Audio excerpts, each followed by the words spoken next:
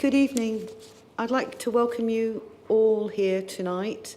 The meeting's being live streamed to the Cheltenham Borough Council YouTube channel and recorded.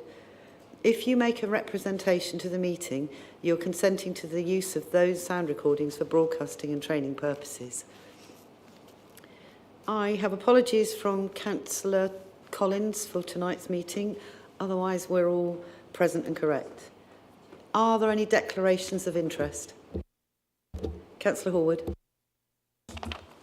Thank you, Leader. Can I declare a non-pecuniary interest in item 9, because I've been involved in discussions on this project at parish level. So I think I should probably step aside from that discussion. If it's a non-pecuniary, you don't need to step aside. Well, I shall leave it to others to take the bulk of the discussion, but thank you for that. Yeah. Has anybody got any comments on the minutes of the last meeting? If not, could I see a show of hands to approve them, and I'll sign them as present or correct? You were not here, Councillor Wilkinson, so that's 7 approved and 1 abstention. Oops.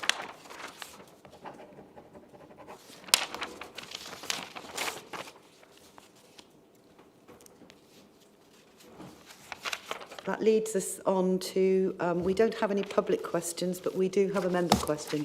Councillor Flynn. Good evening, Councillor Flynn. Will you take your question and answer as given, as read, please? Yes. Thank you. And do you have a supplementary? I do, yes. On the first one, I mean, it's sort of, there's been a outline planning application that's come in for the north part of the site. Now, there's a lot of information there. It's 157 documents with a standard consultation of the 12th of the 12th and an expiry of the 9th of January, and that's over the Christmas period. So being able to process information in there, regardless of whether it's about social housing or anything else, is like really difficult. And I wondered if there was a way in which that expiry date could be extended. Thank you. Councillor Flynn. I don't mean Councillor Flynn, I mean it's Councillor Atherstone, sorry. Thank you, Councillor Flynn. I'd have to get back. I've just been advised by Democratic Services that actually what we can't do, we'll take it offline, Councillor Flynn, but actually we can't discuss live planning applications at this meeting. So, Councillor Flynn, do you want to direct that question in writing to Councillor Atherstone or to Democratic Services, and we can take that offline? Okay. Yeah. Thank you. Cool.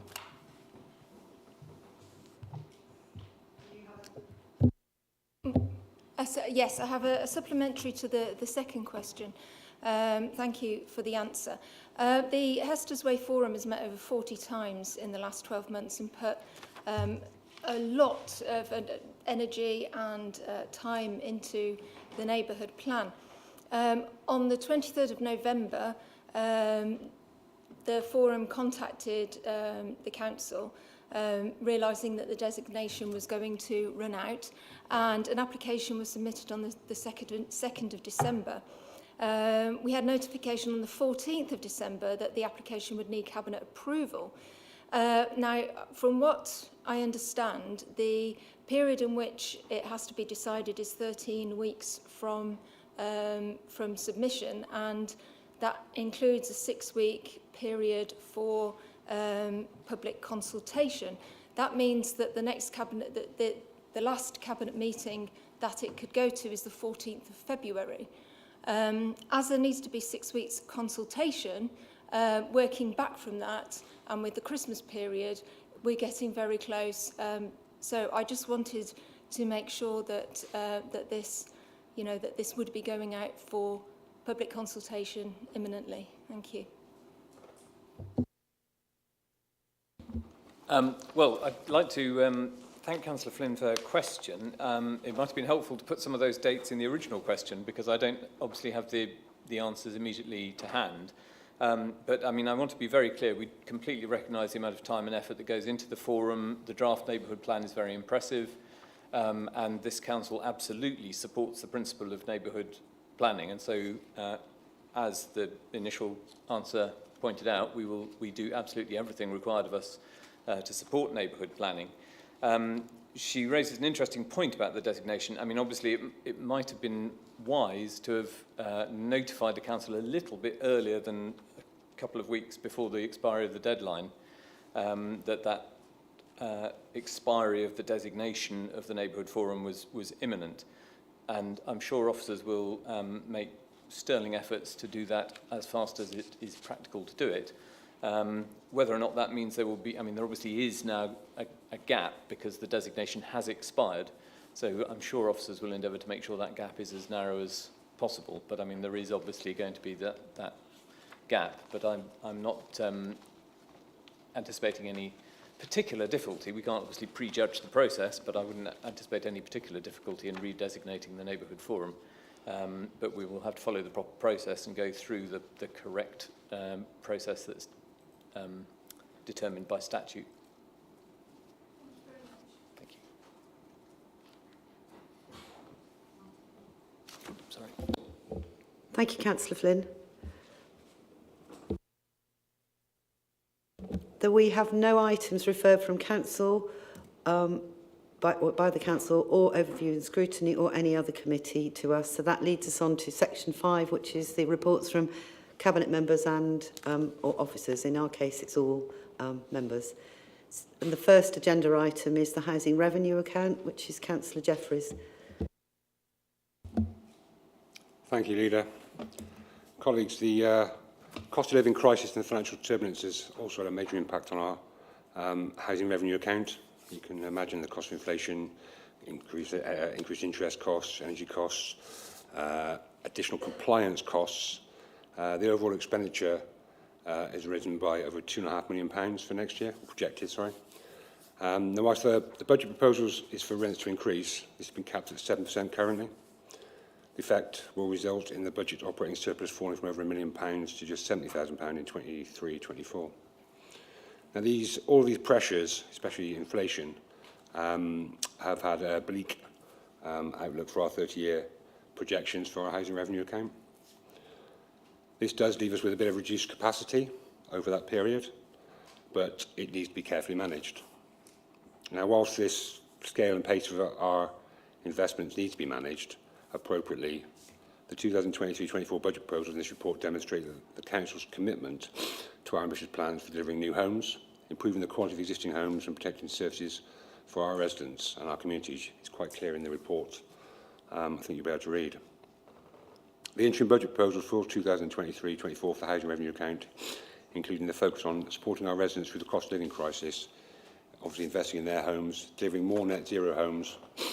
Now, we all know this will improve the outcomes for our residents and our communities, reduce inequality and support the economic recovery of Cheltenham through this challenging period. I'd like to commend this budget report to you. Thank you very much, Leader. Thank you, Councillor Jeffries. Is there any member who'd like to make a comment on this report? Councillor Atherstone. Thank you, Leader. Thank you, Councillor Jeffries, for bringing this report to us today. I just want to reiterate that the financial pressures that the Council has been facing, it's just a testament to our colleagues, finance colleagues at Cheltenham Borough Homes and Cheltenham Borough Council, that we're able to continue on delivering on our £180 million investment with regards to building affordable homes and ensuring that we're also at the same time still working towards improving our existing homes. And as the report outlines, that we're still working towards making Cheltenham net zero by 2030, investing in our communities, working towards raising standards in the social housing white paper, and of course, most recently, the additional support being provided in terms of the cost of living crisis. So I'm fully in support of this report today. Thank you. Thank you. Obviously, this is going out now for consultation. Could I I take it there's no other member that wants to respond. So could I see a show of hands to confirm? I think that's unanimous. Thank you.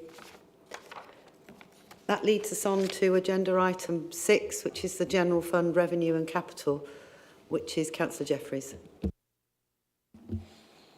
Thank you, Leader. It's my pleasure in presenting this report to you this evening. The General Fund Revenue and Capital Interim Budget Proposals for 2023-2024. If you all agree, hopefully that will go out for consultation as well. Now, before I present this report, I just want us to reflect a while on some of the changes in the last 12 months. And this provides sort of the backdrop for setting this interim budget. Now, when I stood here, or sat here last December, inflation was at a 40-year high of 4.2%. In November this year, it's at 11.1%. Levels not seen in many of our lifetimes, although I'm sure some may have seen it higher, but I don't want to go back that far. Interest rates have increased 8 times since this same budget paper was presented last year. In December of 2021, we paid about 15p for a unit of electricity and 3p for a unit of gas. This is now 40p and 10p, and that is the price we pay with the government caps on pricing. And to top it off, we've had 3 Prime Ministers, and I've had to deal with a new Chancellor per financial quarter. That's 4. 4 new Chancellors. Who would have thought it 12 months ago? Now, through this turbulence, our challenge has been to continue to drive forward with the goals outlined in our COVID-19 recovery strategy of November 2020, which is our current corporate plan. That is to continue with our aim of making Cheltenham the cyber central capital of the UK, to invest in sustainable economic growth of our town centre, to continue to support our most vulnerable communities through the No Child Left Behind initiatives, to deliver more housing across the town through our housing investment plan, and to continue with our commitment to make our council and our town net carbon zero by 2030. Now, this has not been easy.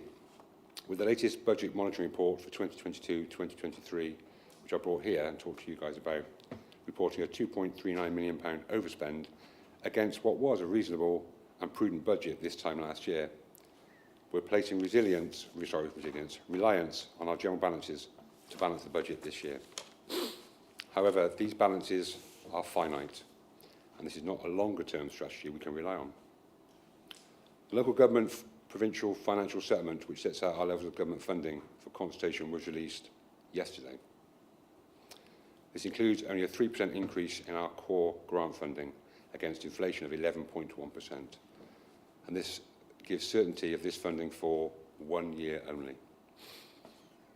It places great reliance on local tax generation and our own commerciality to enable us to balance our budget for 2023-2024. I'm pleased to say that once again I'm able to do that today by recommending an interim budget proposal that allows us to continue to work towards our priorities for our town, whilst protecting our financial sustainability and resilience. I therefore move the recommendations.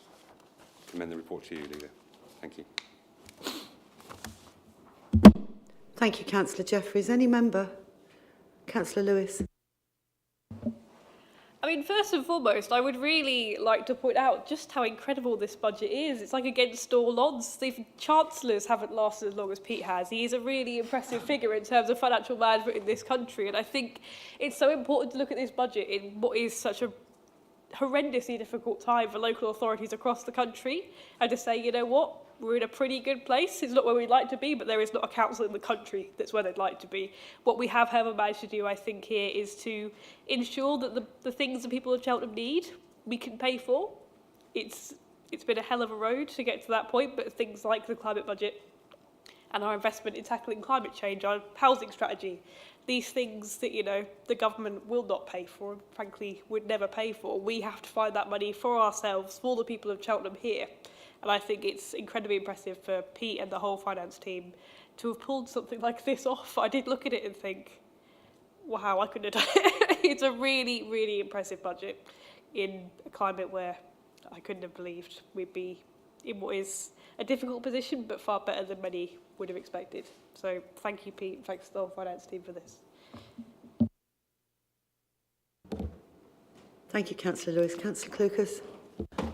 Thank you, Leader. Just a couple of things, really, Councillor Jeffreys. I read in the report that once again, we're only being given what we can do for a full year by government. So we're not being told you can plan because you can bring in this amount of council tax or that amount of council tax for a 5-year period or a 10-year period, which would enable us to plan much better for the future. Other councils are finding this virtually impossible to cope with.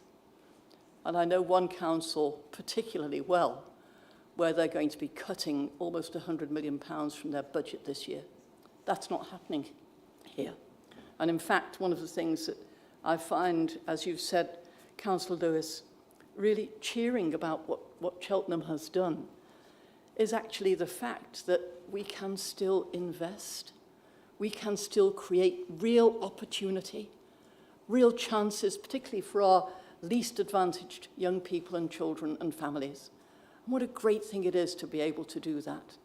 And reading through the proposal, if memory serves me right, it's £5 a year. Okay, £5 a year. That sounds to a lot of people, I think, like, how the heck can you do what you do with an additional £5? Because that is what this council does. It creates, it is commercial. It brings in funding from other areas in relation to its opportunity to build, to create, and to build an economy that's strong. And I have to say, Leader, I think Councillor Jeffreys and the team, 3 cheers for you for the work you've done. 3 cheers for you, because I know of very few councils, if any, in this country that can do what has been done here.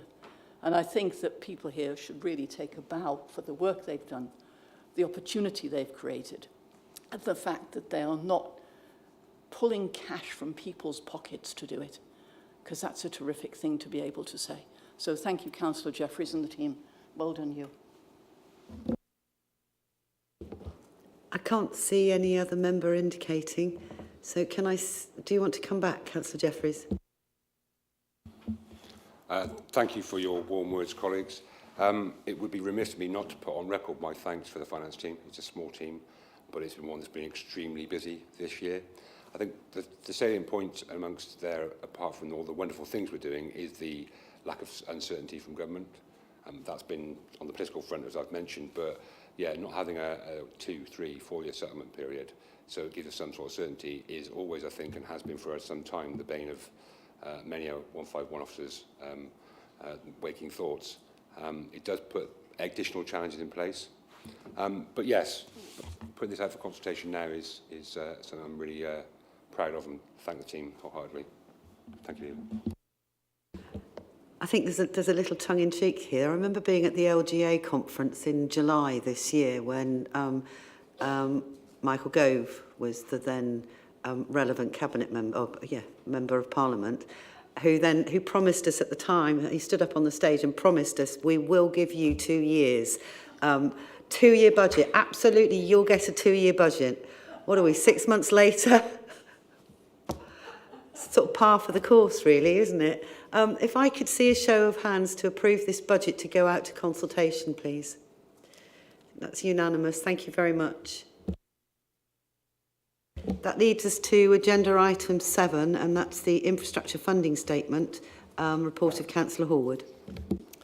Thank you, Leader. And I do apologise to colleagues for the volume of paperwork attached to this report.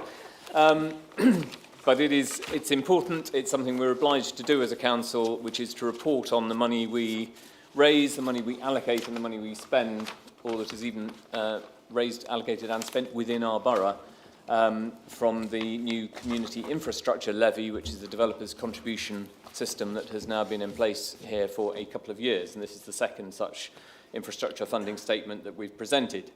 The documents you've got in front of you, as well as the Cabinet report on top, we have the infrastructure funding statement itself.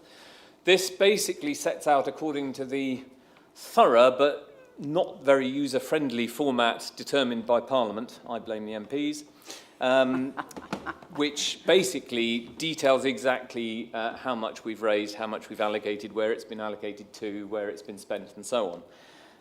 And I'll come back to the detail of that in a moment.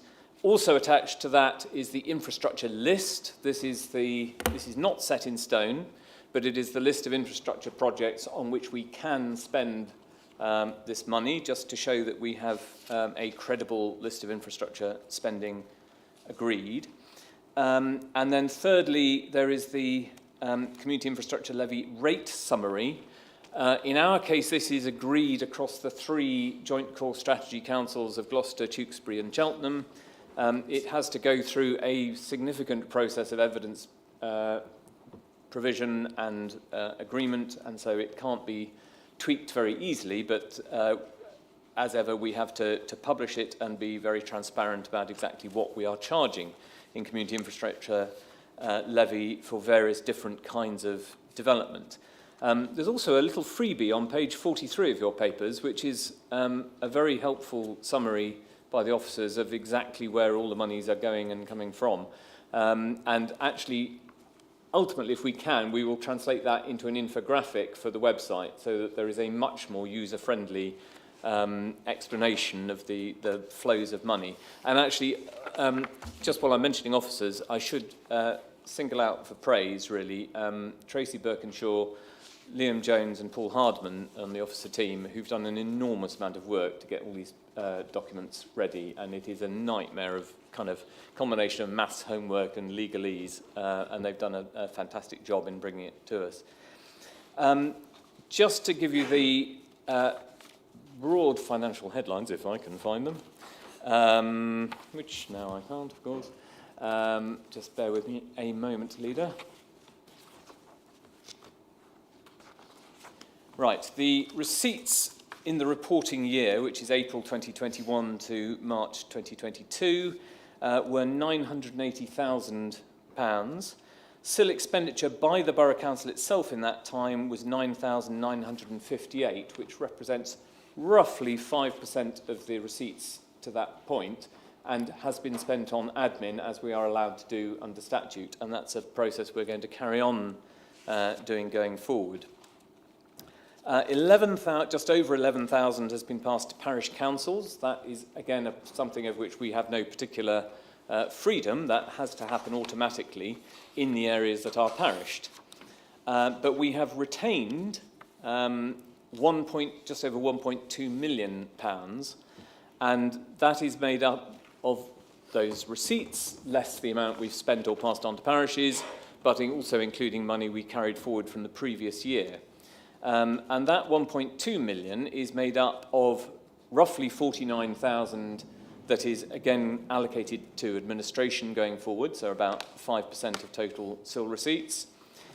86,000, which is neighbourhood funding collected by the Borough Council and which is due to parish councils and will be paid to them on the 28th of April.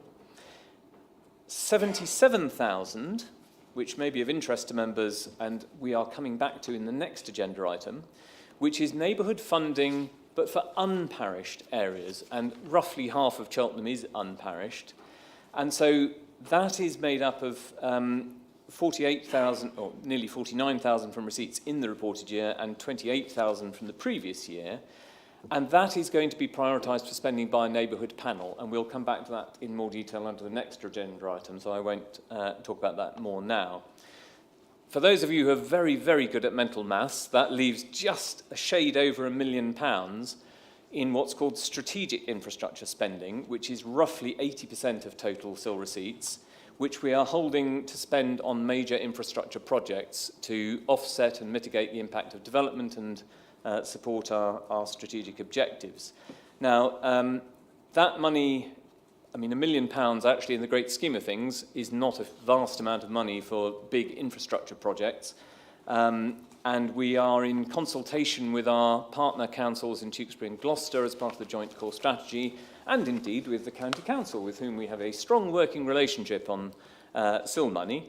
There has been some comment about whether or not this is impacting on the previous default system, which is the Section 106 agreements. I just want to reassure colleagues that we have consulted the County Council.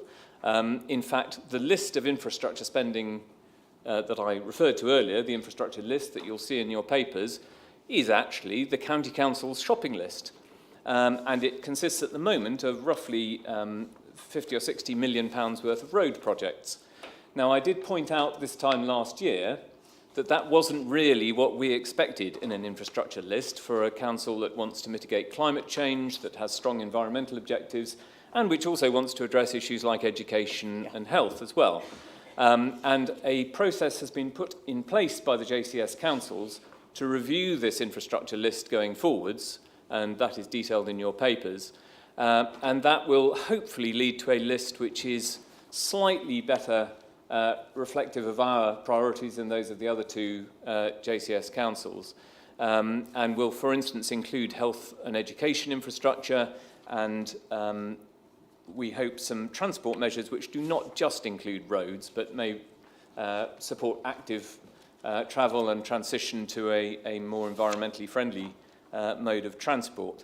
Now, we did in the meantime actually offer to the County Council whether or not they wanted to spend any of the money that was already in the agreed pot, and they declined as it wasn't really at sufficient level, which I think is probably right. I'm not sure how much £1 million spend or would pay for in transport projects. I suspect it's about half a roundabout.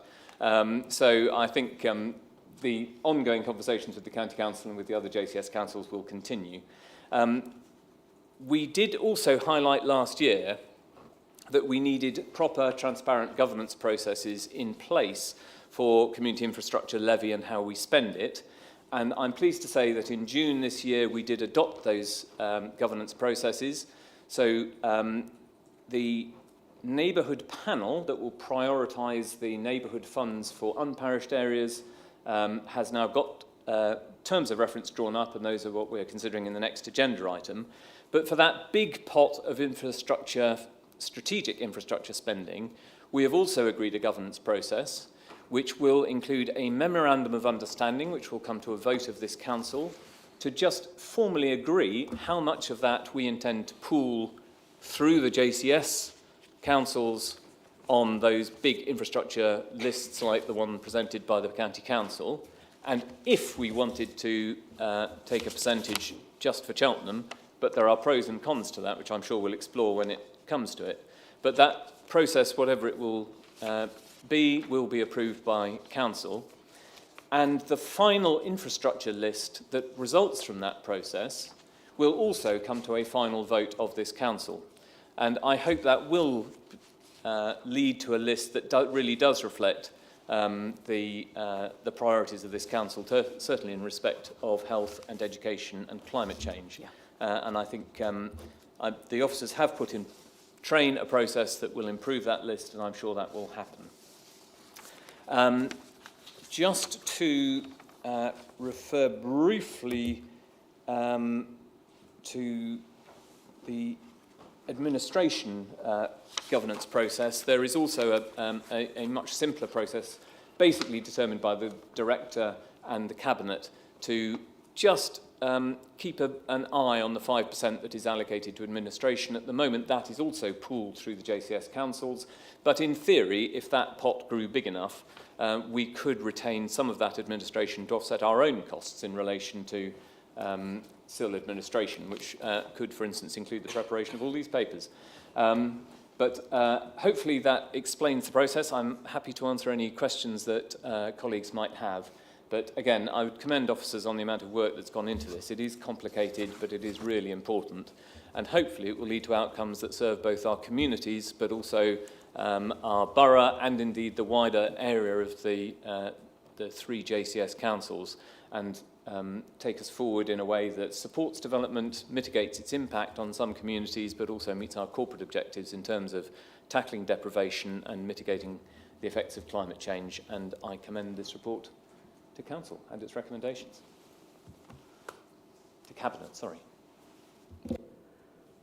Does any member wish to comment? I think, thank you, Councillor Hallwood, for your comprehensive explanation. Councillor Jeffreys. Thanks to Councillor Horwood. Actually, I think it's really quite an interesting report, a huge report, and one that's very detailed, but one that's actually, I think, people out there in the town may not misconstrue. Just for clarity, there, as much as I'd like to spend that £1 million on half a roundabout, I can't. But if there was a call for monies from the County Council, we'd obviously release that funding. I'm particularly interested in the community spend. I think it's actually a really good opportunity for us to invest some money in our communities. And I look forward to the Neighbourhood panel, which I know we're going to talk about in a minute, but that particular funding coming on stream. Thank you. Yes, I think, this, at its best, I think this will be a process that demonstrates how different councils can work together, how we can listen to communities, and particularly some of those communities that don't always have a very strong voice. And when you look at the difference between the parished areas, which do have established parish councils, often quite vocal, often quite good at putting their case, and some of the unparished areas which sometimes have struggled to find that voice. And one of the things that we've been committed to doing is to providing support in the process so that even those less well represented areas, certainly in terms of the equivalence of a parish council, are given support, and that local ward councillors, for instance, are supported in helping to bring forward bids for that neighbourhood fund. And I think if it works well, it should be a real demonstration of collaboration between this council and its communities.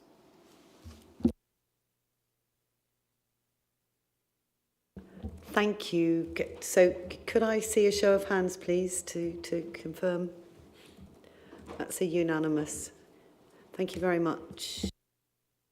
That takes us on to agenda item 8, which is the Community Infrastructure Levy, otherwise known as SIL. But it's about the neighbourhood panel, not how we're going to spend SIL money, what's going where. It's the report of Councillor Horwood. Yes, thank you, Leila. Yes, as you say, this is about that smaller portion which is raised as a matter of law and which has to be spent on local neighbourhoods, and the areas which are not automatically handed over to parish councils, but which we retain for the unparished areas of the borough. And we wanted a very open and transparent process, and so we are constituting a neighbourhood panel. It is going to have 5 members. If you, strictly speaking, mathematically represented the overall political balance on the council, I think that would lead to 4 Liberal Democrats and 1 opposition member, but that seems a little over the top. And being a pluralist administration, there are going to be 3 Liberal Democrat councillors and 2 opposition councillors, and the various members of that panel will be nominated by the various group leaders for each segment of that panel. The panel is expected to advertise 2 funding rounds each year, but as I said in my previous report, there is only actually £77,000 in the pot at the moment, which won't go a terribly long way in terms of projects. So we have said that although 2 advertised rounds of funding a year will be the default option, it may be that if there aren't sufficient funds that we actually run on a bit and have less than that in practice. The process will be very open and very transparent. It will be a public process, and we will invite bids, and the neighbourhood panel will then sit and, with officer support, prioritise what it sees as the most deserving projects and the ones that meet our corporate objectives but also mitigate the impact of development on the unparished communities. There is a fallback that this will finally be approved by this cabinet, because ultimately this is public money that has to be spent in accordance with this council's priorities, and that is a bit of a safety check on the process. But nevertheless, the expectation is that we will pay obviously very strong attention to the priorities that the neighbourhood panel sets, and they will be going through a process of looking at those bids in detail. There is, in the terms of reference that you're being asked to approve, a slight differentiation between the smaller projects, which may require a less onerous process and where communities will have particular support, and the larger projects with sort of, for instance, perhaps the county council as the delivery agent or something like that, where there will be a slightly more detailed and onerous process for submitting to the Neighbourhood panel and providing evidence. But overall, I think it's a very thorough process. I would recommend it not just to this council, but to other councils as a model of how you can involve communities, you can involve ward councillors, and you can have a very democratic, open and transparent process for spending this, hopefully, quite significant amount of money in the future. And I commend the recommendations to Cabinet. Thank you, Councillor Horwood. Any member? Councillor Atherstone. Thank you, Leader. And thank you, Councillor Hall, for bringing this report to us today. I have to say I'm extremely excited by this report, and I remember when you first mentioned this a year or so ago with your vision for how you're going to take this forward, and also you quite rightly mentioned Officer Tracy Birkinshaw, who you've been working with, and it really is just brilliant that like you say, unparished areas just don't have that voice that we're familiar with from parished areas because of the parish councils. So there is actually a map in the report that is showing wards of Cheltenham and identifying in different colours those wards which are parish and those 9 wards that are not parish, that are unparished.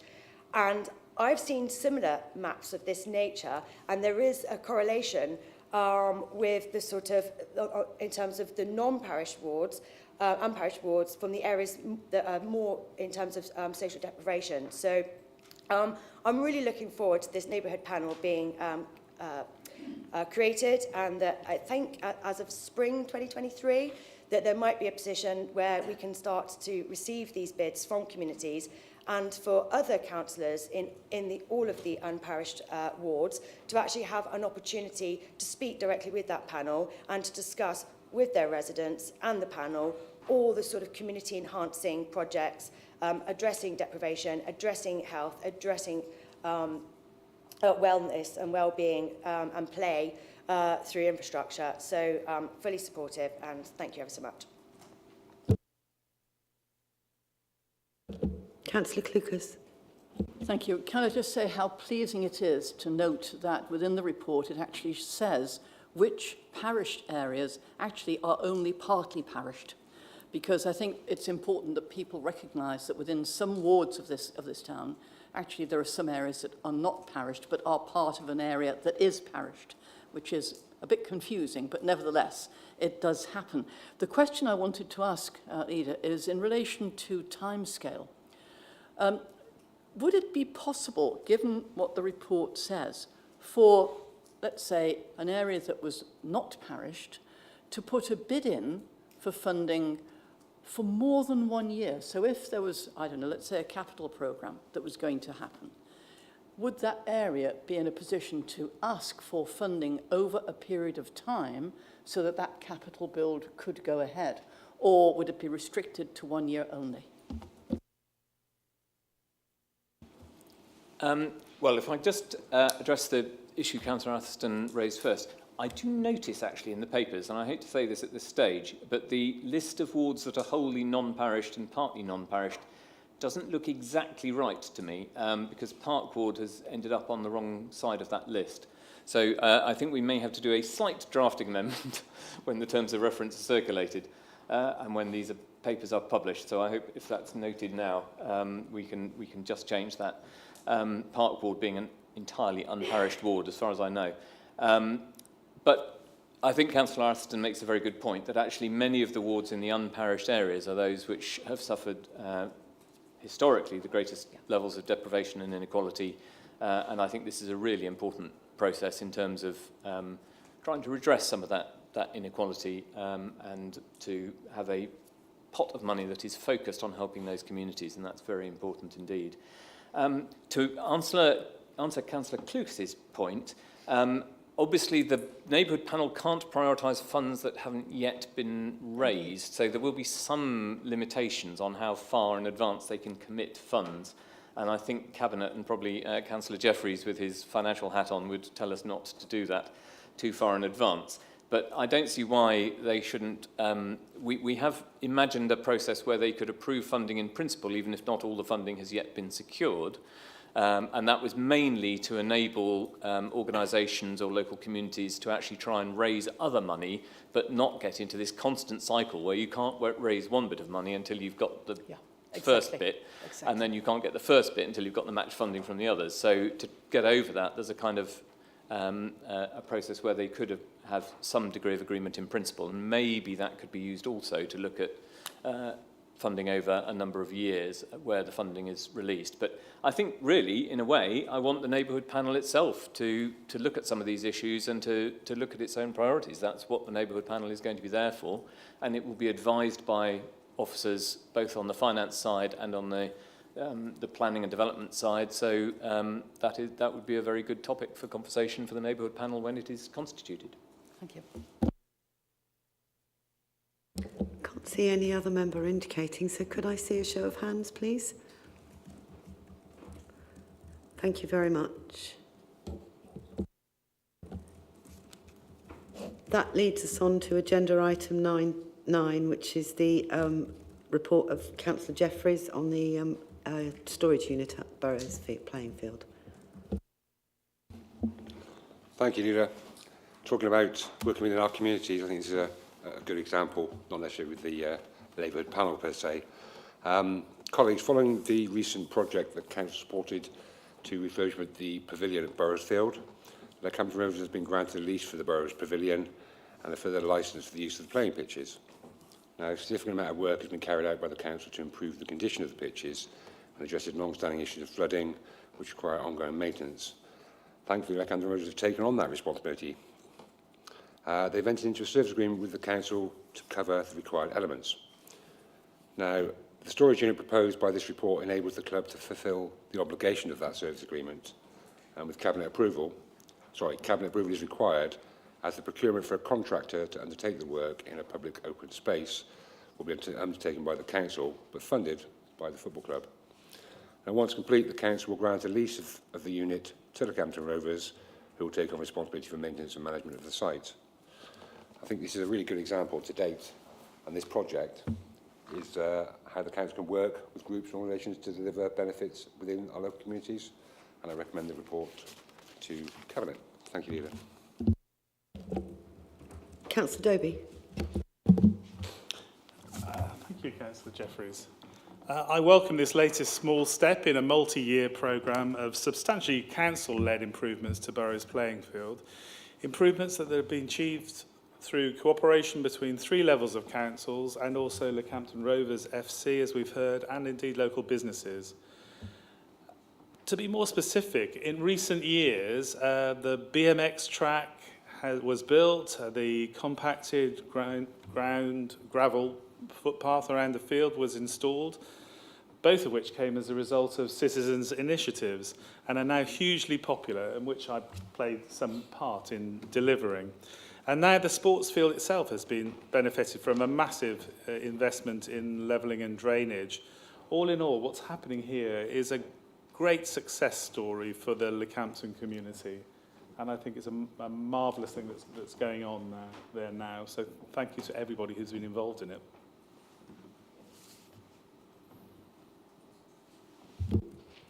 Is there any other member who would like to say anything? No? Could I see a show of hands in support of this? Thank you.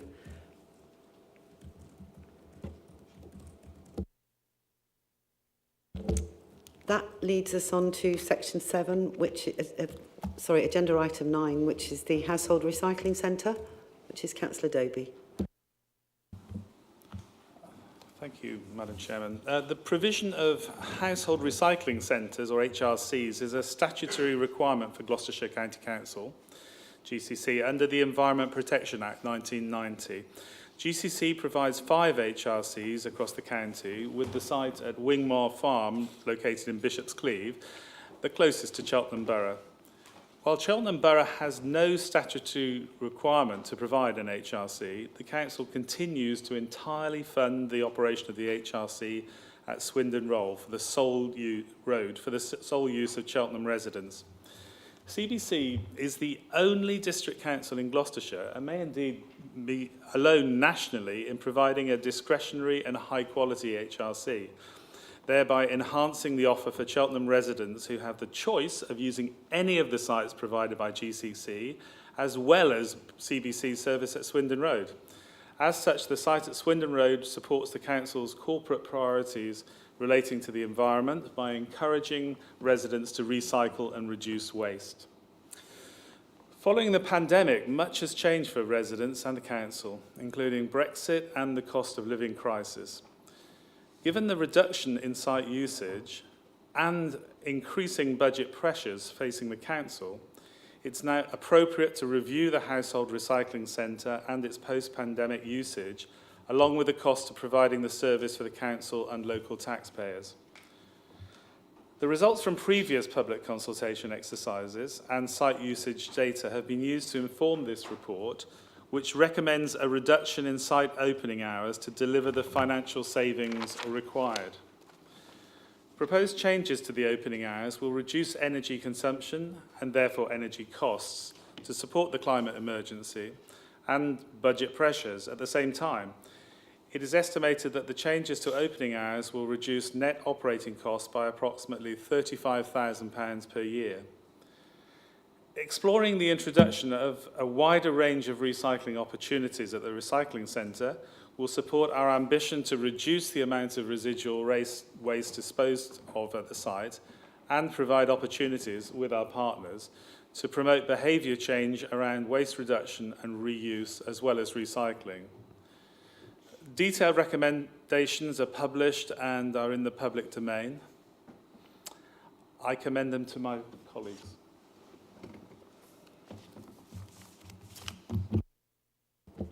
Any member wish to comment on this report? Councillor Wilkinson. Thank you, Leader. I just thought it was worth noting again for the record that this is apparently a service that we provide on a discretionary basis, going above and beyond. We're the only district in the county that does so. And as I understand it, we were told by the LJ at some point that we may be the only district council in the country that provides a household recycling centre.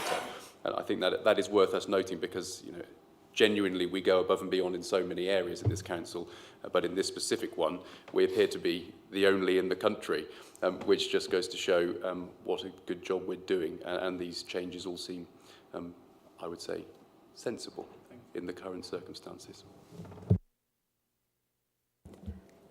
If there's no other member, could I see a show of hands to approve, please? That's unanimous. Thank you very much. That leads us on to decisions by Cabinet members. If I return to Councillor Doby, you made two decisions, Councillor Doby, one on the 15th of, well, both on the 15th of December.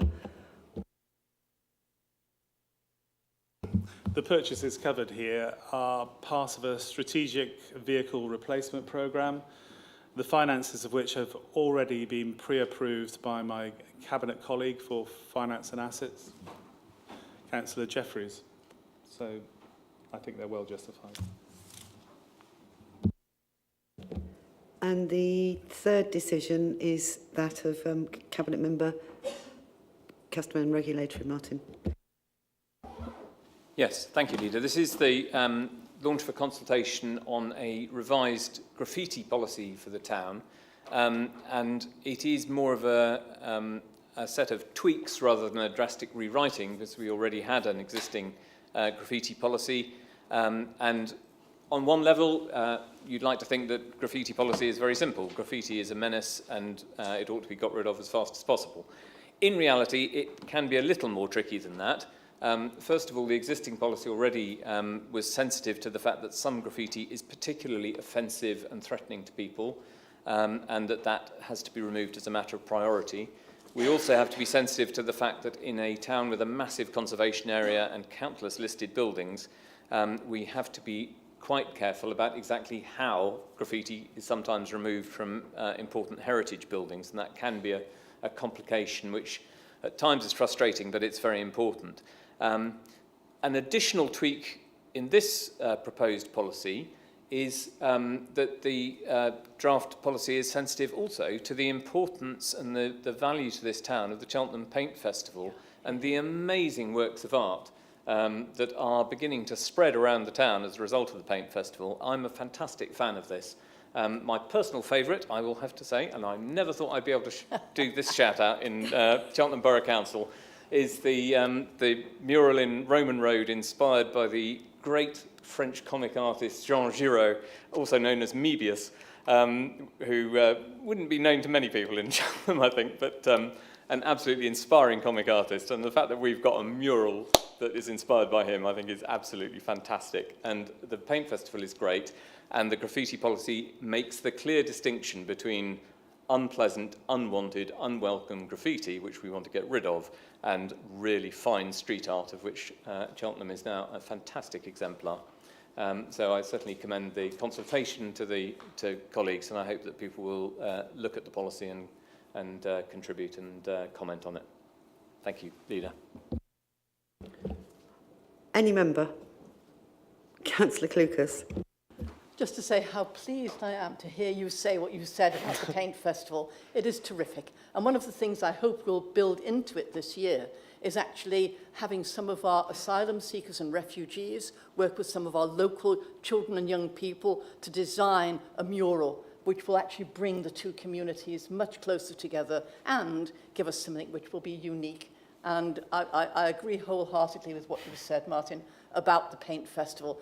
What a difference it makes. And the other thing is, something from my own ward, because we had one of the first just off Tewkesbury Road, and the local young people worked with the artists to do that.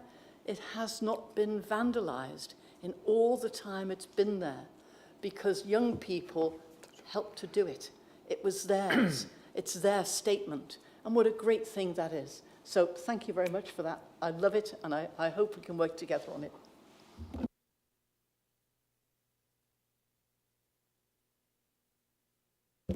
Councillor Atherstone.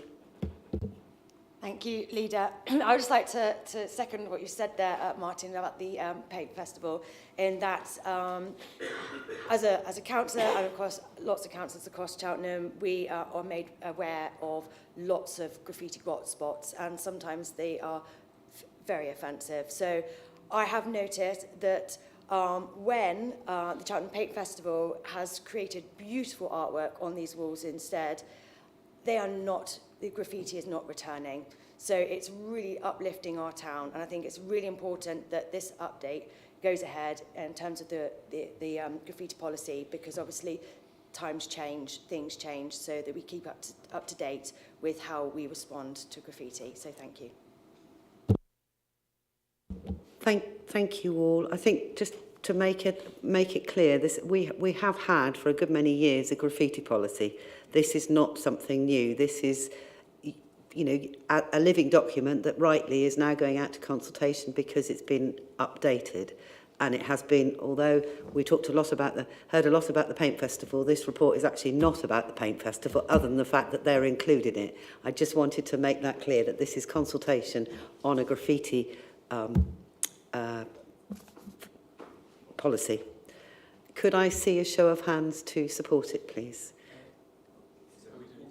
Oh, we don't have to report it. It's a decision.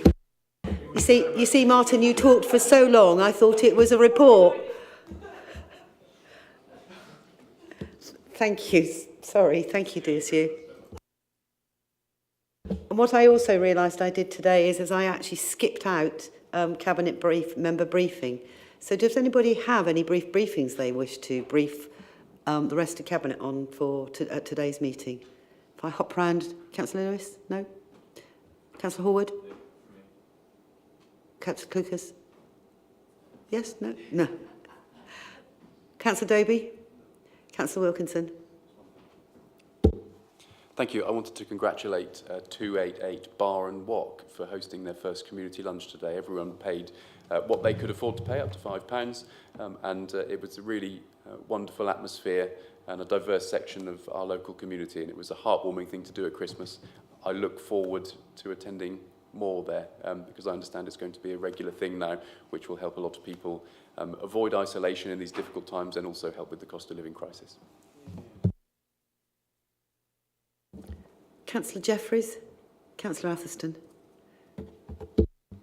Thank you. I would just like to say I've been in the role of Cabinet Member for Housing since May, and I would just like to extend my really warm thanks to my colleagues at Cheltenham Borough Homes and also Cheltenham Borough Council, and also to wish everybody across Cheltenham a very festive period over the next couple of weeks and a very happy 2023. So thank you. Thank you, Councillor Atherstone.